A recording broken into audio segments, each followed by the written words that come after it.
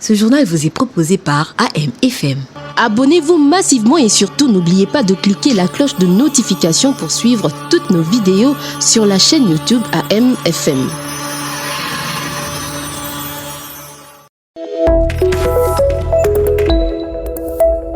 Mesdames et messieurs, il est l'heure de vous informer. Voici les titres choisis pour vous par notre rédaction.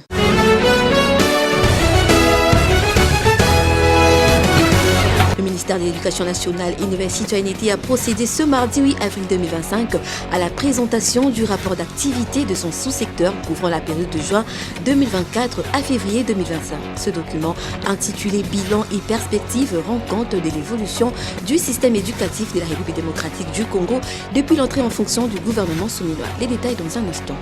Et puis au Nord Kivu, dans la ville de Béni, une quarantaine d'élèves de l'Institut Kalimba d'Oïcha ont visité ce mardi 8 avril dernier la prison centrale de Kangbayi. Objectif de cette visite guidée, comprendre l'applicabilité des sanctions pénales étudiées à l'école. A tout de suite pour les détails, c'est tout pour les titres, bienvenue à tous.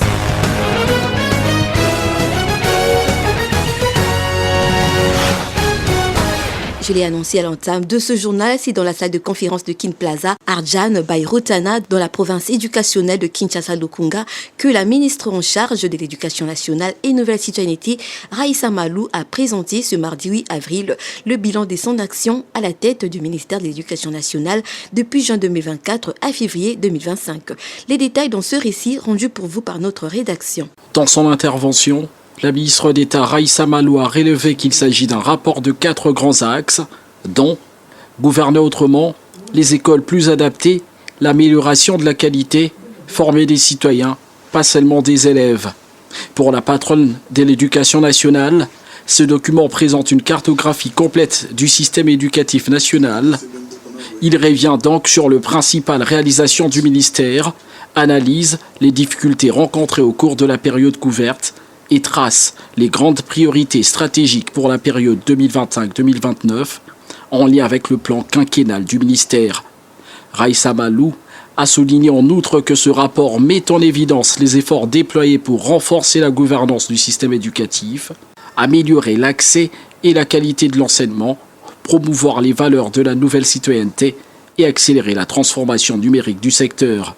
L'accent est mis notamment sur l'assainissement du fichier de paye ayant généré une économie de 11 milliards de francs congolais à Kinshasa, la réception de plus de 400 écoles dans le cadre du projet de développement local de 145 territoires, l'attribution de 49 000 bourses scolaires à des filles dans les provinces du Kasaï, l'officialisation du serment du citoyen dans les établissements scolaires, ainsi que la campagne de recrutement fondée sur le mérite, lancée dans 8 provinces.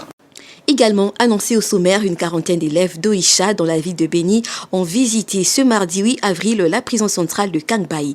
Objectif de cette visite guidée, apprendre l'applicabilité des sanctions pénales. Marqués par cette expérience, certains élèves ont promis de sensibiliser leurs collègues. Écoutons l'un d'entre eux qui s'exprime au micro de votre radio. En tout cas, aujourd'hui, je suis très ravi de joie. Nos remerciements à nos autorités scolaires pour guider cette visite ici à Kangbayi. Je vis des jeunes qui sont condamnés même à 3 ans, 2 ans à cause des infractions donc, comme la grossesse, les vols, les viols et d'autres choses. Je pars sensibiliser mes amis, mes collègues pour qu'on soit sages pour ne pas commettre cette erreur.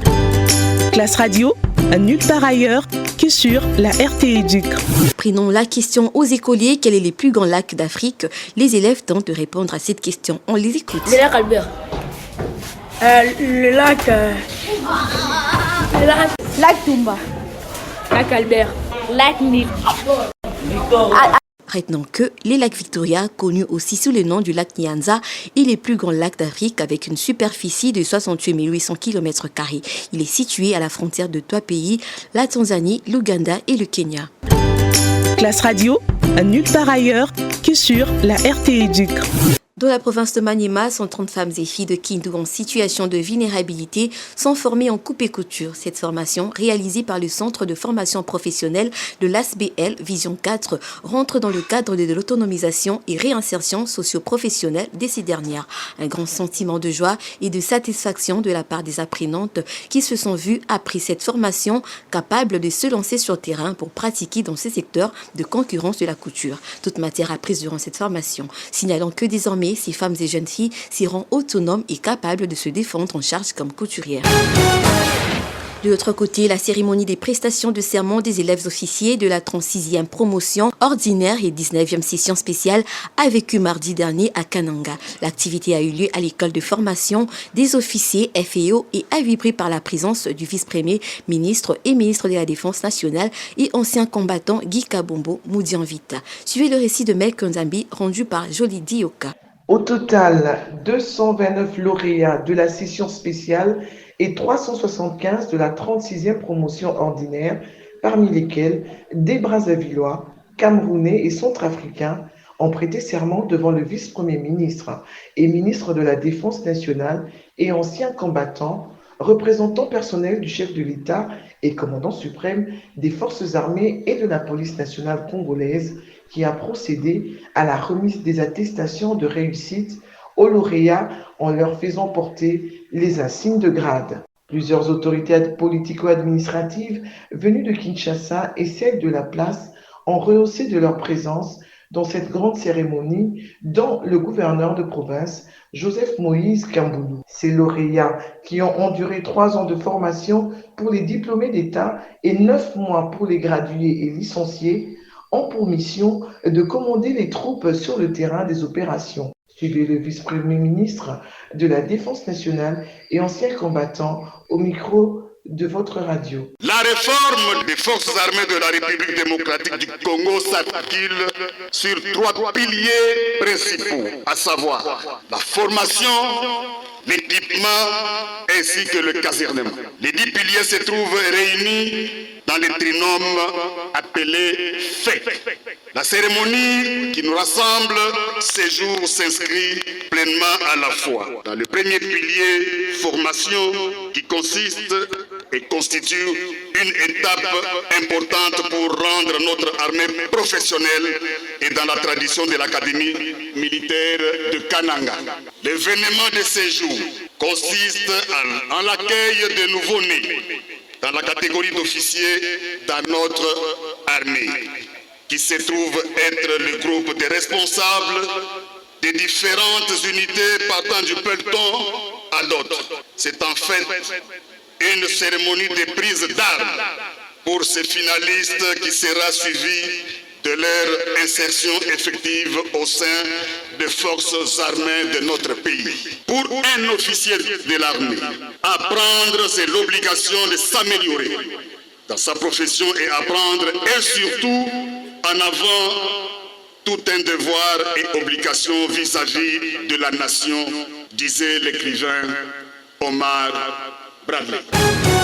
Suite aux graves inondations qui ont frappé la semaine passée la partie orientale de la ville-province de Kinshasa, le ministre d'État en charge des infrastructures, travaux publics et reconstruction, Alexis Guizarro, a exprimé sa vive inquiétude quant à l'état des infrastructures et à la sécurité des populations. Nathalie Kassongo nous en parle. Les dommages considérables subis par la nationale numéro 1 entravent sérieusement la mobilité et l'acheminement de l'aide et des ressources essentielles vers les zones sinistrées. Et face à cette situation critique, le ministre des ITPR, Alexis Guizarro, a insisté sur la nécessité impérieuse d'élaborer et de mettre en œuvre un plan de relogement pérenne pour les habitants des zones particulièrement exposées au risque d'inondation. Il a aussi clairement affirmé qu'il est indispensable de procéder à la délocalisation de toutes